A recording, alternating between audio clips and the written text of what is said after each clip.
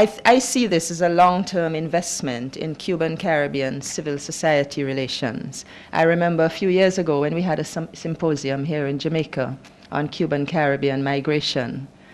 In the session on testimonials, a whole lot of people turned up from the Cuba-Jamaica Friendly Society, and about half of them had studied medicine in Cuba in the 1970s, and their testimonials were based on their experiences in Cuba, the friends they had made in Cuba. Now, this also has implications for governmental policy in areas like recognition of certification. We have been haggling for years in CSME over recognition of skills and over liberalizing movement of health professionals within the Caribbean. Yet, I noted that either this year or last year, Barbados agreed to recognize Cuban diplomas in architecture and engineering. Since Barbadian students are studying in Cuba, they have to. The Caribbean governments have embraced Cuban nursing programs. Therefore, by implication, we have recognized that certification.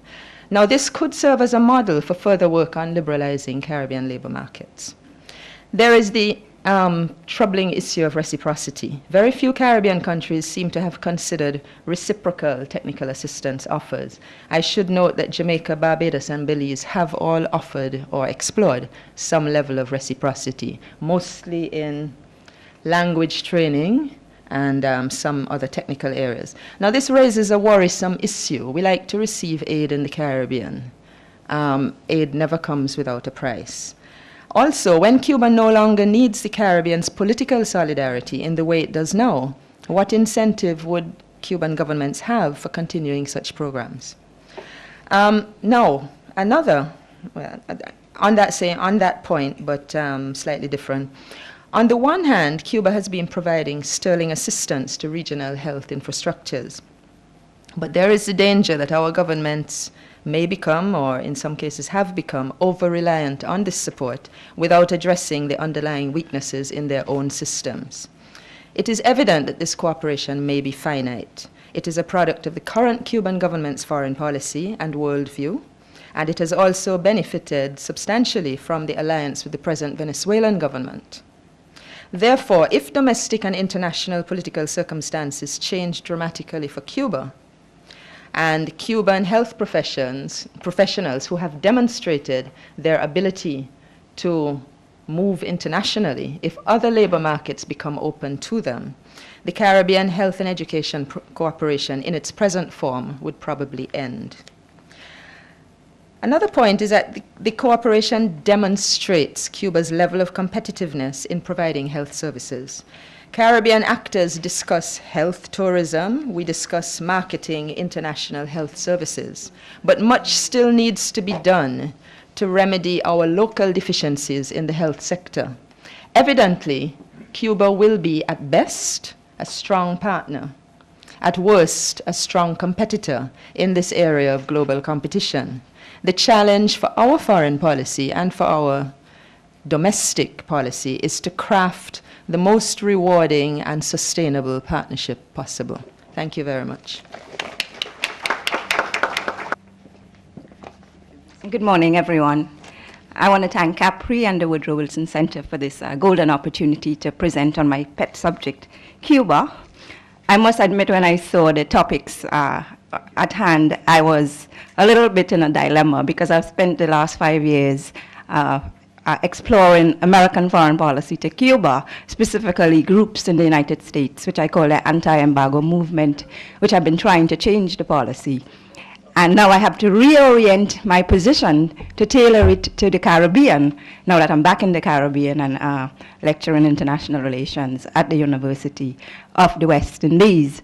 So I was caught in a dilemma as to what to do and what exactly to present on. And then 2 Sundays ago, I actually write a column for the newspaper, for The Guardian. And when I got The Guardian, I saw this title in the front page headline, Planting the Cuban Ideology. And there have been much talk in Trinidad right now because the Cubans have arrived to set up some mega farms, which I'm going to talk to you about shortly. And I said, hey, I got it. Because now we're going to link the very burning issue of food security with our Cuban initiatives. And it is not just a Trinidadian initiative, but there are also other islands in the Caribbean, including our very own Jamaica and Guyana, which have been trying to deal with this problem of food security.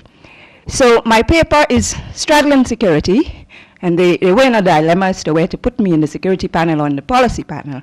But it is also part of policy because much of the initiatives are developed by the state or being explored by the Caribbean states. So security in itself has traditionally been viewed in international relations in terms of security of the state. In realist terms, they have been looking at the attempts to protect the state. But we in international relations have decided that we are going to redefine the agenda and look at the notion of human security and the problems that have been affecting the citizens of the globe today. The United Nations itself have defined security as, let me just get that.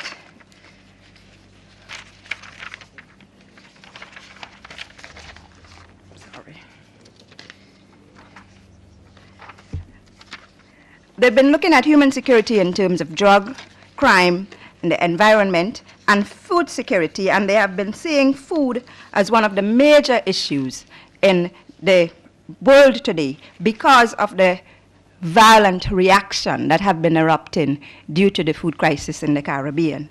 So we look at the region and we try to understand the problematic. What exactly is this food security problematic and what is the source of it? And I have identified a number of regional dynamics which affect us. One of them is competition with tourism. Many of the islands have been focusing on the tourism industry rather than on the agricultural industry. And there is a reason for that. There are perceptions, negative perceptions towards agriculture in the Caribbean. It is not a very lucrative enterprise because of the scale at which we do it. Many of us embark on subsistence agriculture. It's not heavily mechanized. And there are also attitudes where it is viewed condescendingly, particularly by the younger generation. The small landholdings in the Caribbean also contributes to that attitude. Size is the perennial problem we talk about. Farmers have less than 1 acre of land. They make up 50% of the farming population, and 90% of farmers own land which are less than 5 acres in the Caribbean.